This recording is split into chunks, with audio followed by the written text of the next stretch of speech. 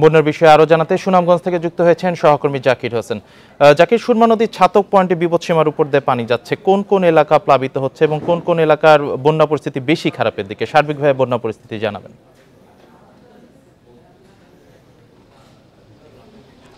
দেখুন, যত সময় যাচ্ছে সুরমা নদীর পানি ততই কিন্তু বাড়ছে।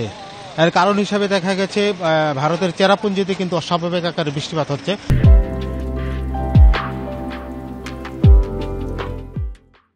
যার ফলে সুরমা নদীর পানি বৃদ্ধি অব্যাহত আছে, বৃষ্টিপাতও কিন্তু থেমে থেমে হচ্ছে। আপনাকে যদি একটা বিষয় আমি বলি, আপনি যেমনটা বলেছেন, সুনামগঞ্জ থেকে তাহিরপুর যে সরাসরি সড়ক যোগাযোগ ব্যবস্থা, এটা একেবারে যান চলাচল বন্ধ হয়ে গেছে।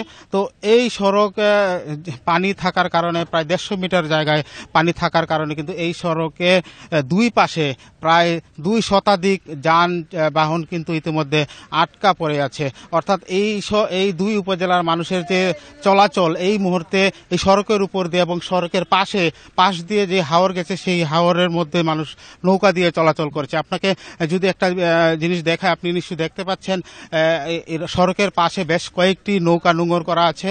এই নৌকা দিয়ে মানুষ যে এই মধ্যে প্রভাব পড়তে হচ্ছে।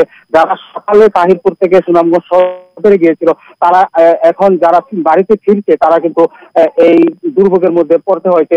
যারা শিশু, বাচ্চা, বৃদ্ধ, যারা নিজস্ব যানবাহন নিয়ে যারা জেলা সদরে গিয়েছিল, উপজেলা সদর থেকে, তারা কিন্তু এখন একটা চরম একটা দুর্ভোগের মধ্যে পড়ছে। আপনি নিশ্চয়ই দেখতে পাচ্ছেন ছবিতে বিভিন্ন ধরনের যানবাহনও কিন্তু এই নৌকার মধ্যে তুলে তারা নিয়ে যাচ্ছে।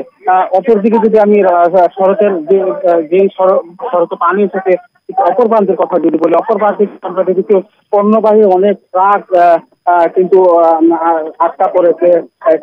তাহিরপুর উপজেলা সদর ব্যবসা প্রতিষ্ঠান রয়েছে, সেই সমস্ত ব্যবসা প্রতিষ্ঠানে বিভিন্ন পণ্যের যে পণ্য নিয়ে আসা হয়েছিল, যে সমস্ত ট্রাক বা বিভিন্ন অফিস আদালতগামী লোকজন যারা সুনামগঞ্জ জেলা সদর থেকে উপজেলা সদরে গিয়েছিল, তারা কিন্তু চরম একটা দুর্ভোগের মধ্যে পড়েছে। সুনামগঞ্জ থেকে বন্যা পরিস্থিতির খবর জানাচ্ছিলেন সহকর্মী জাকির হোসেন।